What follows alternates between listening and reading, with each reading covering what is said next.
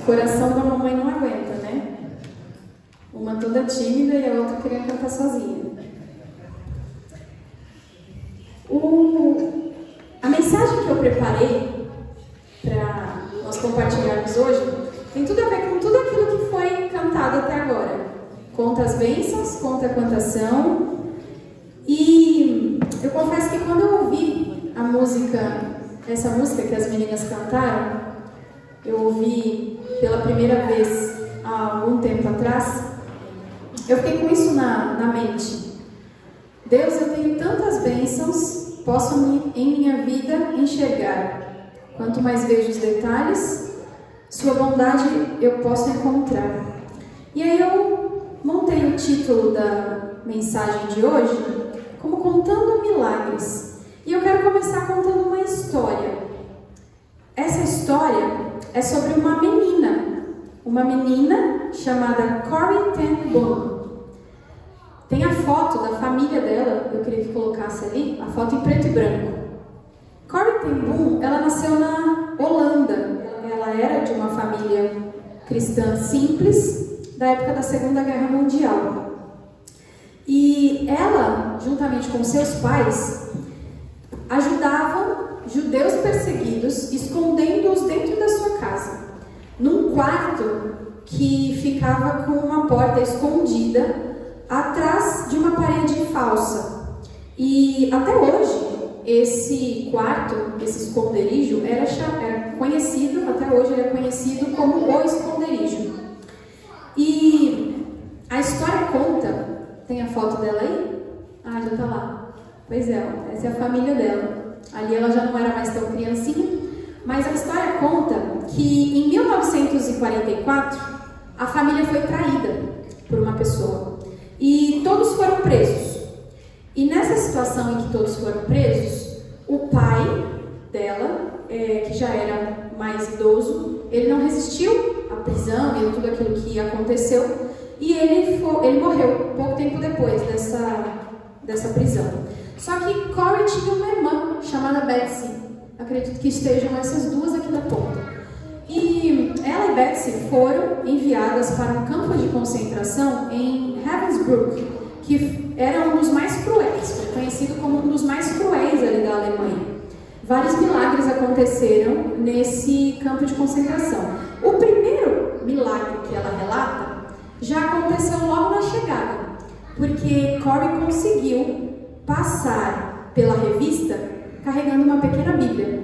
Ela conta, tem vários vídeos no YouTube, e num deles ela conta que o milagre foi muito nítido, porque ela estava com uma pequena Bíblia que ela escondeu aqui na parte de trás, na roupa dela, e ela sabia que a revista era muito severa, mas ela orou e ela falou: Senhor, a oração dela foi desse jeito: Senhor, por favor, faz com que os teus anjos que são invisíveis se tornem invisíveis para que eles me cubram e eu não seja revistada. E diz que foi exatamente isso que aconteceu. A pessoa na frente dela foi revistada e a pessoa atrás dela foi revistada, mas ela e a irmã não foram revistadas. E elas conseguiram então entrar no campo de concentração, ali, né, no lugar onde elas iriam permanecer por muito tempo. Elas conseguiram entrar com essa pequena Bíblia. Nesse barracão onde elas ficavam, elas enfrentavam muito frio, elas enfrentavam fome, elas enfrentavam doenças. Uma dessas doenças era uma infestação de piolhos. Imagina a situação.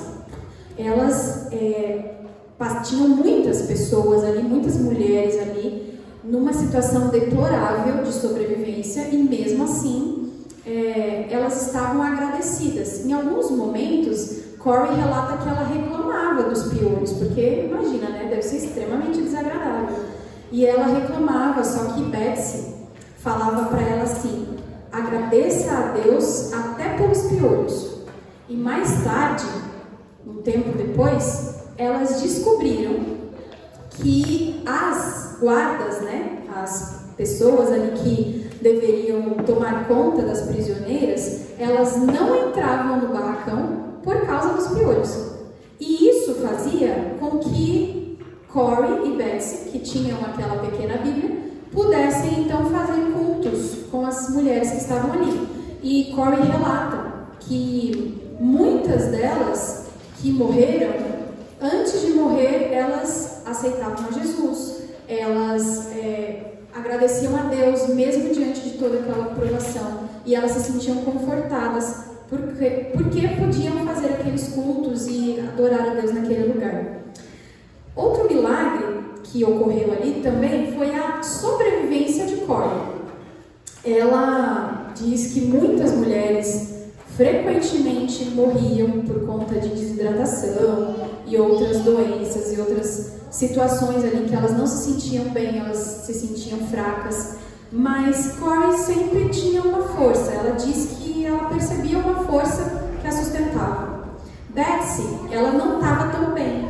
Ela adoeceu, ela ficou muito fraca. Só que pouco antes dela morrer, ela falou para Corey o seguinte: lembre-se, não existe poço tão fundo que o amor de Deus não seja mais profundo. E Corey nunca se esqueceu dessas palavras da irmã. Outro milagre que aconteceu nessa história foi a própria libertação de Corey. Foi uma outra situação inusitada. Ela disse que um belo dia chamaram o nome dela e disseram que ela estava liberta, que ela tinha que ir embora. E ela não entendeu por quê, mas ela foi embora. E alguns dias depois ela ficou sabendo que todas as mulheres da idade dela tinham sido mortas. E ela tinha sido libertada poucos dias antes por um erro administrativo. Que ela disse que com certeza não foi erro administrativo, foi providência de Deus.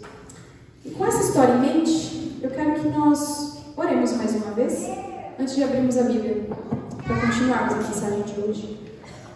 Querido Pai que está nos céus, nós queremos mais uma vez entrar em Tua presença, te pedir a Tua companhia e também pedir que o Senhor abra a nossa mente, para que nós possamos entender e aprender a contar todas as bênçãos e todos os milagres que o Senhor faz em nossa vida todos os dias. É isso que nós pedimos, por Jesus, amém. Eu quero que vocês leiam comigo o primeiro texto de hoje. Nós teremos algumas leituras, não são muitas, mas teremos algumas. E o primeiro texto de hoje está em Efésios capítulo 3. Efésios capítulo 3. Eu tinha marcado aqui para começar no versículo 20, mas eu não quero começar no 20, eu não dei de ideia. Eu acho que a gente devia começar a ler a partir do 13. Então está ali já pertinho. Efésios capítulo 3, começando a partir do versículo 13. Portanto, peço a vocês que não desanimem por causa das minhas tribulações em seu favor, pois elas são uma glória para vocês. Por essa razão, ajoelho-me diante do Pai, do qual recebe o nome toda a família nos céus e na terra. Oro para que com as suas gloriosas riquezas Ele os fortaleça no íntimo do seu ser com poder por meio do seu Espírito, para que Cristo habite no coração de vocês mediante a fé. E oro para que, estando arraigados e alicerçados em amor, vocês possam, juntamente com todos os santos, compreender a largura, o comprimento, a altura e a profundidade, e conhecer o amor de Cristo que excede todo conhecimento, para que vocês sejam cheios de toda a plenitude de Deus.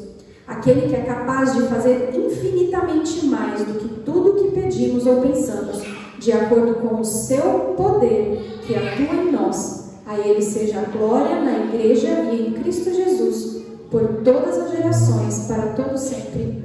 Amém. Eu sou uma pessoa que gosta muito de números, muito. Eu sou professora de matemática, eu acho que a maioria que sabe, porque eu já falei isso aqui algumas vezes. Mas para os que não sabem, eu sou professora de matemática, eu gosto muito de números. Então, quando eu ouvi a música que as meninas iriam cantar, 1, 2, 3, bênçãos que não têm fim, perco as contas e agradeço o que fez por mim. Eu precisei pesquisar. E eu queria saber quantas vezes a palavra bênção, ou as suas variações, como bênçãos ou abençoado, quantas vezes aparecia na Bíblia? Quantas vezes nós podemos encontrar alguma variação dessa palavra na Bíblia? E aí eu fui pesquisar e eu descobri que é muito difícil contar. Por quê?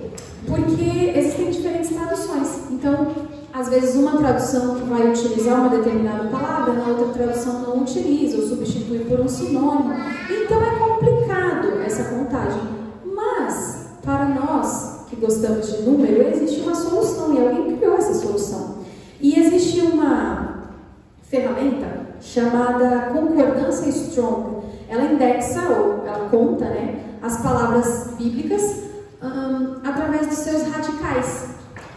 E através dessa contagem, nós temos uma lista de 8.674 radicais hebraicos e 5.624 radicais gregos, usados nos textos originais para a palavra bênção ou as suas variações.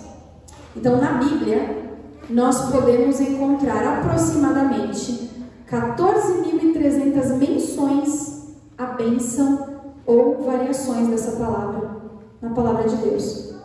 Quantas vezes na sua vida você já se sentiu abençoado? Quantas vezes você já parou para contar quais as bênçãos que você recebeu de Deus até o dia de hoje? Não é fácil, mas eu acredito que também não seja tão difícil. Só que esse paradoxo entre não ser fácil e não ser difícil acontece porque existem dois tipos de bênçãos. Existem as bênçãos que nós podemos chamar de bênçãos óbvias. Quais seriam as bênçãos óbvias que nós agradecemos todos os dias? Saúde, a vida, o trabalho, os amigos, a família. São bênçãos que geralmente nós agradecemos, às vezes você não precisa nem pensar. Qual que é o agradecimento de hoje? Agradeço pela vida, pela saúde, pela minha família. Essas são as bênçãos óbvias. Mas existem bênçãos disfarçadas. Essas bênçãos disfarçadas seriam aquelas pelas quais nós agradecemos tendo que contar uma história. Eu não poderia, por exemplo, chegar para vocês aqui hoje e falar assim: gente, eu agradeço muito porque não choveu ontem à tarde. E parar por aí. Tá, mas por que você está agradecendo porque não choveu? O que aconteceu? O que aconteceria se tivesse chovido? Então, são situações na vida que acontecem, geralmente com todo mundo, e que precisam de uma determinada explicação, para que a gente entenda por que aquilo é uma bênção. Na Bíblia, nós temos muitas histórias e muitos relatos desses eventos que são bênção, mas bênçãos disfarçadas. Jacó mancando depois de lutar com Deus. Imagina alguém chegar e falar assim: nossa, você viu? Jacó foi mesmo abençoado, ele está até mancando. Você vai falar: hã? Como assim? O que aconteceu? Tem que contar a história. Por quê? Por que ele estar mancando foi uma bênção para ele? José indo para a prisão no Egito, Saulo caindo do cavalo e ficando cego, Daniel sendo jogado na cova dos leões. Todas essas são histórias de bênçãos, mas elas são bênçãos disfarçadas, porque elas envolvem uma história, geralmente com grandes milagres. Mas existem outras histórias, milhares de histórias, totalmente adversas e que foram registradas na Bíblia como bênçãos, fora essas aqui que eu citei, são pouquinhas. Mas por que elas estão registradas na Bíblia como bênção? Por que nós temos tantas histórias confusas, complicadas, difíceis e que foram registradas na Bíblia como sendo uma grande bênção? A Bíblia responde. E é o segundo verso que eu quero que vocês leiam comigo hoje. No Evangelho de João. Eu convido todos a abrirem o Evangelho de João, no capítulo 20. Evangelho de João, no capítulo 20, a partir do verso 30, no finalzinho do capítulo.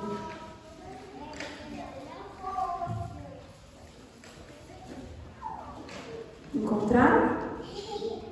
Na minha Bíblia eu leio assim: Jesus realizou na presença dos seus discípulos muitos outros sinais milagrosos que não estão registrados neste livro. mas estes foram escritos para que vocês creiam que Jesus é o Cristo, o Filho de Deus, e crendo tenham vida em seu nome.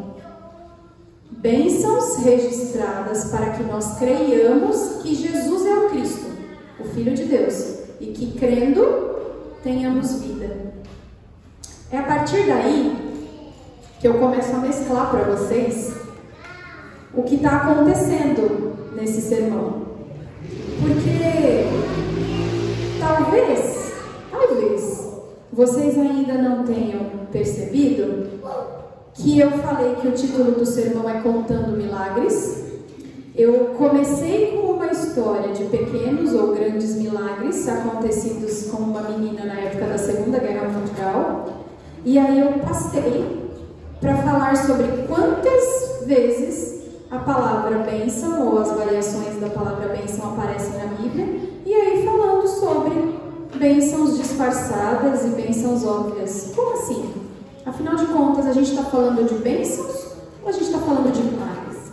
Quando nós lemos o final desse verso que eu acabei de ler com vocês, a expressão que a gente encontra é: esses sinais milagrosos foram registrados para que nós crêssemos em Jesus. Não são apenas as bênçãos de Deus que são infinitas, como diz a música. Os milagres também são. Por mais que vocês possam pensar agora que bênçãos e milagres sejam sinônimos, na verdade, a gente precisa entender que todo milagre é uma bênção, mas nem toda bênção é um milagre. Querem ver por quê? Ter filhos, por exemplo. Na Bíblia, filhos era considerado um sinal de bênção, certo? A família que tinha uma grande quantidade de filhos era uma família abençoada. Só que são todos os nascimentos que são milagrosos? Não. Se a gente for olhar para as histórias, por exemplo, Eva, foi um milagre Eva ter filhos? Não. Imagina, né? Deus criou Eva justamente para que ela tivesse um montão de filhos. E apesar de a gente poder discutir filosoficamente sobre essa bênção, que todo nascimento é um milagre por causa da criação, tudo bem, mas Deus projetou o corpo para ter filhos, então não foi um milagre. Eva, Lia, Tamar, Betseba, Ruth, não foram milagres, foram bênçãos, grandes bênçãos, mas não foram milagres. Mas em outros casos, Sara, a Bíblia deixa muito claro, a gravidez de Sara foi um milagre. Raquel, outro milagre. Ana, Maria, mãe de Jesus, a Bíblia deixa claro que elas receberam essa bênção por meio de um milagre, especificamente. Então, como é que nós podemos ter certeza de que os milagres de Deus também são incontáveis, assim como as bênçãos? E aí é fácil de responder, também por um verso bíblico. Na minha Bíblia eu não preciso nem virar a página. Se você estava em João capítulo 20, agora vamos para João capítulo 21, no versículo 25. Certo? Na minha Bíblia diz assim: Jesus fez também muitas outras coisas. Se cada uma delas fosse escrita, penso que nem mesmo no mundo inteiro haveria espaço suficiente para os livros que seriam escritos. Nem mesmo no mundo inteiro haveria espaço para os livros que seriam escritos. Contando milagres. Imagina, vocês acham que daria para contar? Infinitos livros espalhados pelo mundo, registrando infinitos milagres. A gente não conseguiria contar. E nós gostamos de ouvir bênção de milagre. Quem é que gosta aqui de ouvir bênção de milagre? Muito bem. A gente gosta. Nós gostamos de ouvir histórias de bênçãos, e principalmente bênçãos que foram milagrosas. O Provai e Vede de hoje, o que o rapaz falou assim, até o Provai e Vede de hoje casou com o nosso sermão, tá vendo? A gente gosta de ouvir histórias de milagres, histórias de proteção divina diante de uma catástrofe, histórias de algo sobrenatural, de coisas obviamente ruins que se mostraram bênçãos depois que nós conhecemos os outros lados da história. E eu encontrei uma história de um milagre desse. Tem uma foto de um rapaz. Tem como colocar ali a foto do rapaz? Eu não vou me atrever a falar o nome dele, mas eu já vou contar a história dele. Esse aí, ó. Não sei se dá para deixar um pouquinho maior, mas eu vou falar um pouquinho sobre ele, ó. Em junho desse ano, 2025, é uma história recente, hein? Milagre recente. Um avião da Air India caiu na Índia. E esse desastre chocou o mundo todo. Então, todo mundo que tem televisão aí em algum momento pode ter visto essa notícia. Havia centenas de passageiros a bordo e, diante da magnitude desse acidente, parecia impossível que alguém sobrevivesse. Só que no meio dessa tragédia, surgiu o caso desse rapaz. Eu não vou conseguir falar o nome dele, é muito difícil, mas o sobrenome dele é Ramesh. E ele conseguiu escapar do avião por uma saída de emergência. E ele saiu apenas com ferimentos leves, enquanto todo mundo ao redor dele foi um caso fatal, um acidente. Todos morreram e só ele sobreviveu de um acidente de avião com apenas pequenos arranhões. É um milagre ou não é? É um milagre. É um grande milagre. Para quem testemunha essa história, é impossível não sentir que algo sobrenatural aconteceu. A chance de alguém sobreviver a uma situação dessa é mínima, para não dizer impossível. E ainda assim ele sobreviveu, intacto, como se tivesse sido protegido por uma mão invisível. Hoje, alguns meses depois, Ramesh é um homem transformado. Cada dia de vida dele se tornou uma dádiva, e a história dele inspira milhares de pessoas a enxergar esperança mesmo nos momentos mais sombrios e mais difíceis. O que parecia uma tragédia revelou-se na vida de Ramesh um milagre de livramento. E hoje ele testemunha sobre isso, para nos lembrar que nem sempre nós podemos compreender o plano divino. Mas Deus está ali, agindo em todos os momentos de formas inesperadas. Mas sabe por que os milagres de Deus também são incontáveis? Imagina só se a gente tivesse que falar que os milagres são incontáveis, porque todo mês cai um avião em algum lugar e alguém sobrevive. Daria para contar. Não é toda hora que isso acontece. Daria para contar se a gente falasse assim, olha, alguém sobreviveu depois de um câncer. A gente consegue contar. São muitas histórias, mas a gente consegue contar. Mas sabe por quê que os milagres são incontáveis? Porque existem inúmeros deles que são invisíveis. Eu nasci numa família quase completamente adventista. Meu pai era pastor, eu tenho tios pastores, eu tenho primos que também estão na igreja, outros que fizeram teologia. Praticamente todo mundo da minha família conhecia ou conhece até hoje a Bíblia, a verdade, aquela que a gente prega. E eu cresci nesse meio. Eu posso dizer oficialmente que eu nunca estive fora da igreja. Eu nunca passei a viver costumes diferentes daqueles que a gente prega, tá? Mas eu não entendia. Por muito tempo, eu não entendia o que era perdão. Eu não entendia o que era graça. Eu não entendia o que era realmente a salvação. E é estranho a gente falar isso, porque eu cresci ouvindo meu pai e meus tios pregando sobre isso. Então, como que uma criança que passa anos dentro de uma igreja, ouvindo pessoas próximas, ensinando sobre as coisas que a Bíblia fala, não saber, por exemplo, explicar o que é perdão? Por que a gente perdoa? Porque Deus mandou. É assim que a gente explica para alguém? Não é assim. E eu não sabia. Eu não conseguia explicar isso. Um dia eu li um livro, História da Redenção. Quem aqui já leu História da Redenção? Fantástico esse livro.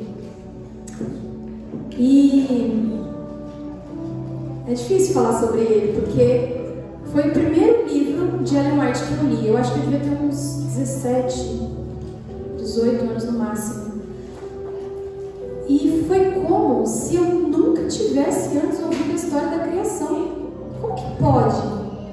Uma pessoa que cresceu na igreja, que quando aprendeu a falar, ao mesmo tempo já estava aprendendo os versos da Bíblia, já estava aprendendo que no princípio criou Deus, os céus e a terra. Como que pode, com 17, 18 anos, ler um livro e parecer que nunca tinha ouvido aquela história na vida? Foi como se eu nunca tivesse ouvido essas histórias, como se pela primeira vez na vida eu estivesse conhecendo a história da morte de Jesus, os profundos significados daquela entrega e os meios pelo qual nós recebemos a salvação. E aí depois dele eu comecei a devorar, foram todos os que eu pude. Eu lia um atrás do outro. E o tempo passou, eu comecei a ouvir sermões que para mim, aos meus ouvidos, pareciam diferentes daqueles que a minha família pregava, que eu ouvia desde criança. Eu comecei a ouvir sobre o amor de Deus por nós, o perdão que nós recebemos, a graça que salva. Depois de alguns anos, eu passei a conviver com amigos que buscavam pertencer a uma comunidade cristã antes de entender como funcionava uma comunidade cristã. A expressão belong before believe, pertencer antes de acreditar. Primeiro a gente pertence, a gente constrói um vínculo, a gente ama. E quando a gente ama, a gente começa, então, a ter os mesmos costumes e entender do que se trata. Como que podia? Quase 2 décadas de igreja, e só então eu comecei a realmente entender o que significava ser cristão. Tudo isso transformou a minha vida de uma maneira muito, muito grande. E pela primeira vez, depois de passar esse tempo todinho na igreja, eu pude me sentir salva, única e exclusivamente pela graça do sacrifício de Jesus. Quantas pessoas existem ao nosso redor que estão recebendo esse milagre de se sentir salvos, de se sentir perdoados, e a gente não se dá conta? Você consegue olhar para o lado e falar, olha, tem um milagre acontecendo aqui, naquele banco agora. Não dá para fazer isso, não dá para perceber isso. Milagres. Um doente terminal que se recupera é visível. Uma pessoa que sofreu um gravíssimo acidente e que não tinha nenhuma expectativa de vida, e que depois de alguns meses está lá, vivo, feliz, andando sem nenhuma sequela. Isso é um milagre visível, muito visível. Uma mulher que por anos tenta engravidar. Quantas vezes a gente fica sabendo de histórias assim? Tenta engravidar por muito tempo, sonha em ter um bebê. E depois de muitas, muitas tentativas frustradas, de abortos, de tudo, ela engravida e consegue ter um filho. É um milagre visível. E todo mundo se alegra, e todo mundo comemora, e todo mundo fala sobre isso. É um milagre visível. Mas um coração endurecido que é transformado não é visível, não no início. O pecador que se arrepende não traz mudanças perceptíveis imediatamente. É um processo gradual que revela no tempo o milagre que foi feito no coração.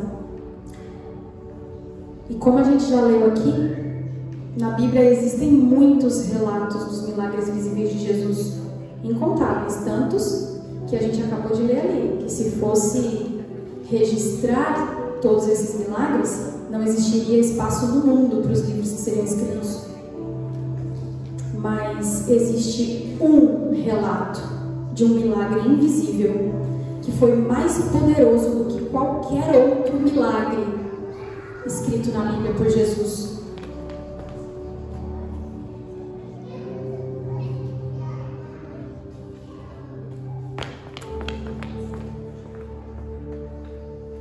E esse milagre invisível nós encontramos ainda no Evangelho de João. E eu quero que vocês voltem comigo no capítulo 4. Esse milagre, ele foi tão poderoso a ponto de uma cidade inteira não precisar de nenhum outro milagre para acreditar em Jesus. Impressionante isso, né? Uma cidade inteira não precisou ver nenhum outro milagre de Jesus para acreditar que ele era o Cristo. E eu quero ler com vocês. A gente vai ler a partir do verso 5 do capítulo 4 de João. Assim, chegou a uma cidade de Samaria chamada Sicar, perto das terras de Jacó, que Jacó dera a seu filho José. Havia ali o poço de Jacó. Jesus, cansado da viagem, sentou-se à beira do poço. Isto se deu por volta do meio-dia. Nisso veio uma mulher samaritana tirar água. Disse-lhe Jesus: dê-me um pouco de água. Os seus discípulos tinham ido à cidade comprar comida. A mulher samaritana lhe perguntou: como o Senhor, sendo judeu, pede a mim, uma samaritana, água para beber? Pois os judeus não se dão com os samaritanos. Jesus lhe respondeu: se você conhecesse o dom de Deus e quem está pedindo água, você lhe teria pedido e dele receberia água viva. Disse a mulher: o Senhor não tem com que tirar água do poço, e o poço é fundo. Onde pode conseguir essa água viva?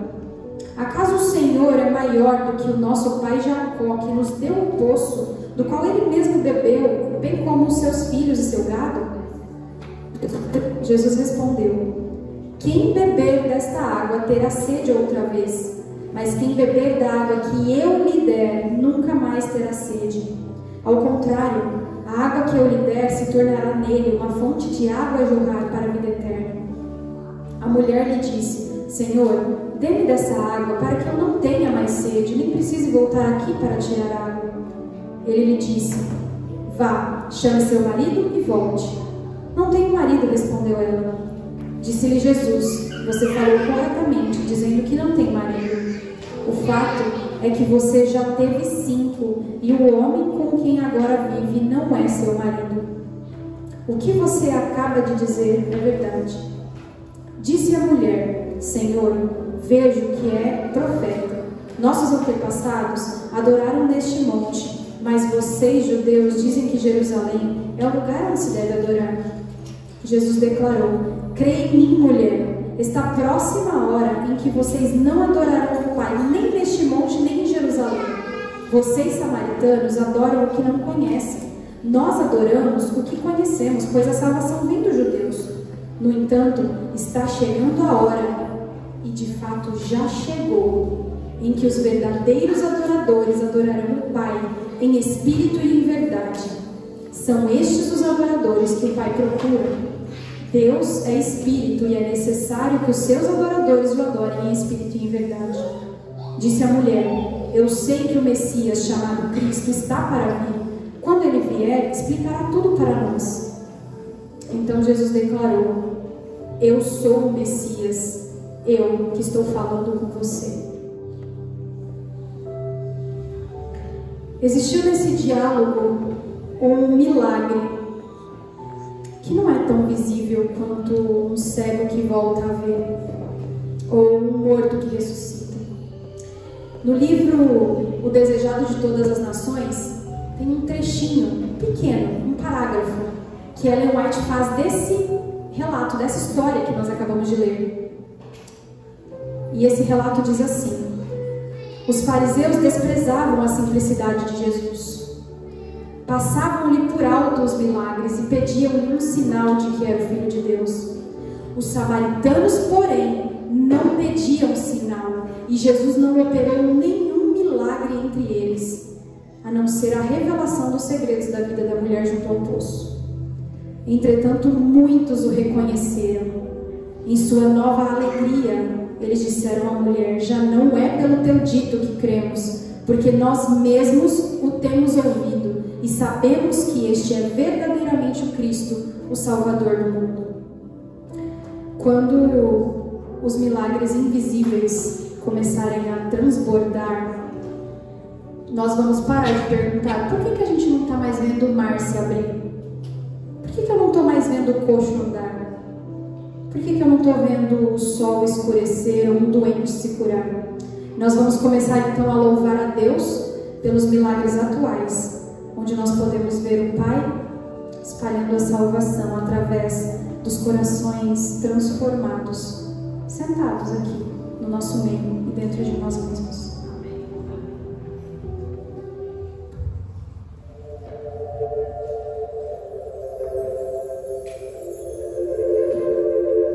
Encontram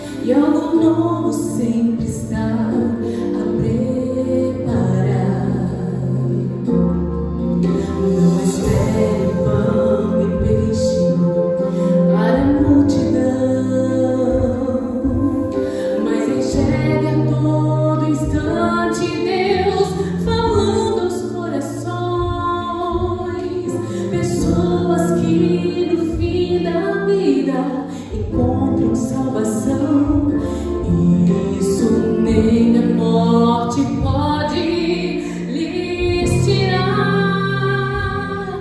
Milagres atuais, você pode ver o Pai em nossos dias, restaurando a salvação. Milagres tão reais, ao seu lado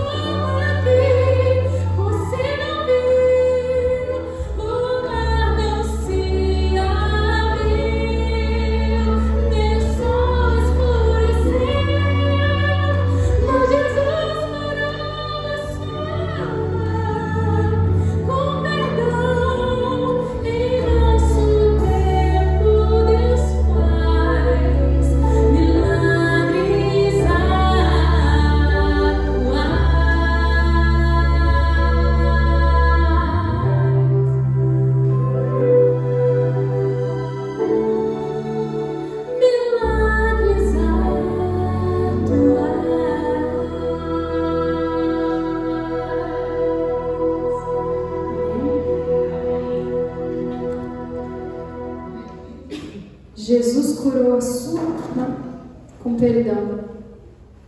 Esse é o tipo de milagre que nos salva hoje. Lembram de Corey? Nós temos um vídeo que eu quero que vocês assistam um pedacinho. Porque depois da guerra, Corey viajou pelo mundo contando a sua história. E existiu um ponto muito marcante da história que eu quero que vocês escutem dela mesma. Looking into the face of Corrie ten Boom, a noted lady who has witnessed death and tragedy face to face. This dear woman was a prisoner in the Nazi persecution camps and witnessed the tragic death of thousands of Jews. Miraculously, God spared her life, so that today, Corrie ten Boom is here to tell you her living story, a life of tremendous triumph through her faith in God. Corrie ten Boom, it's a joy and a delight to have you before Focus on Faith. And after 82 years of living experience, certainly you must have learned by now what may be the most important experience of your life and what you could tell our TV audience out there personally. When I was a prisoner and in the hands of very cruel people, I have learned very much.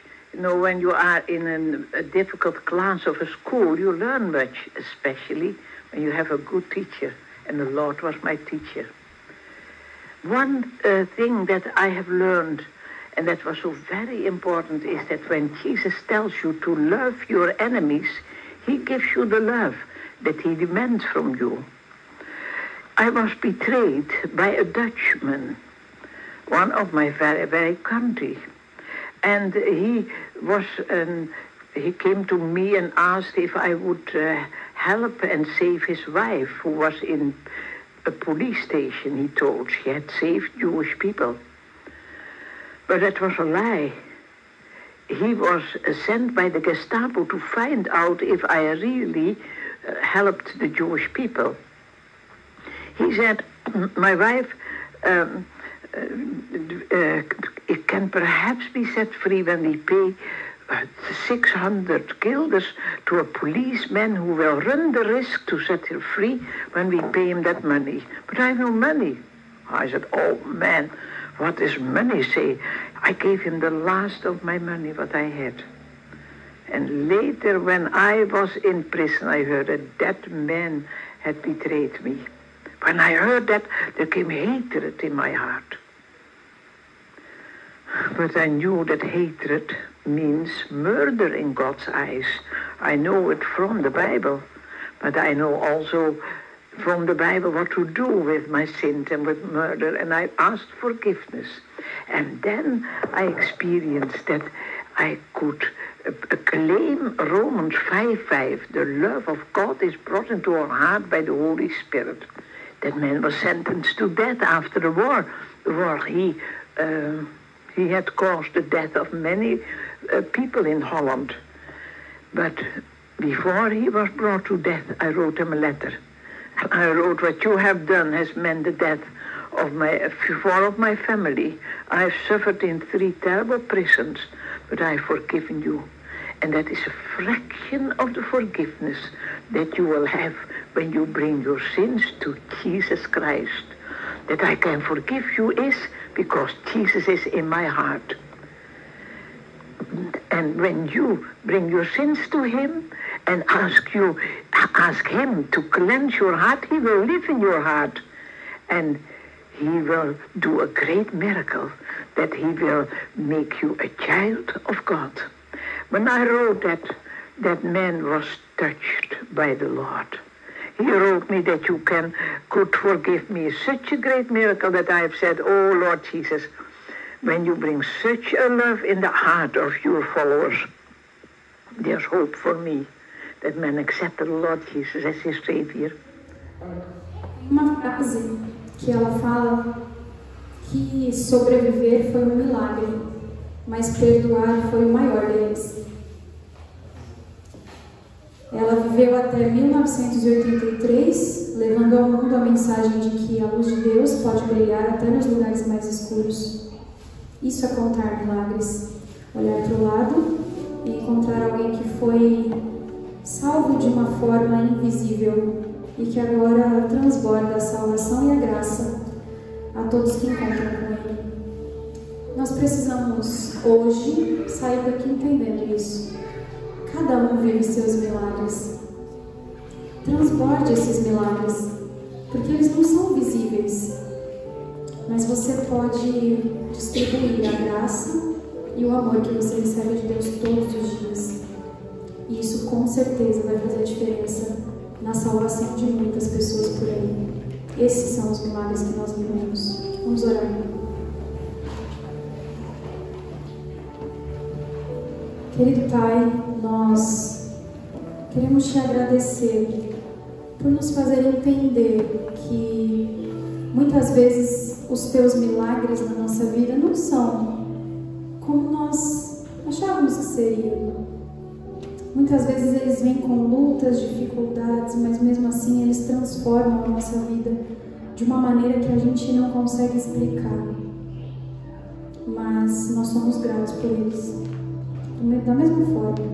E nós queremos hoje Te pedir, Pai, que nos ajude a distribuir por aí os Teus milagres, assim como nós os recebemos. Nós queremos ajudar a cada um que tem uma dificuldade, que tem um peso, que não se sente abençoado, a entender que as bênçãos são infinitas e que os milagres também são. O milagre da graça, o milagre do perdão, o milagre da salvação. Todos esses milagres estão disponíveis a nós todos os dias, mesmo que a gente não veja pessoas sendo curadas, livramentos extraordinários, os milagres estão aí acontecendo. Nos ajude, Pai, por favor, a sermos portadores e distribuidores desses milagres para as pessoas. É isso que nós pedimos, hoje e todos os dias. Em nome e por amor de Jesus, amém.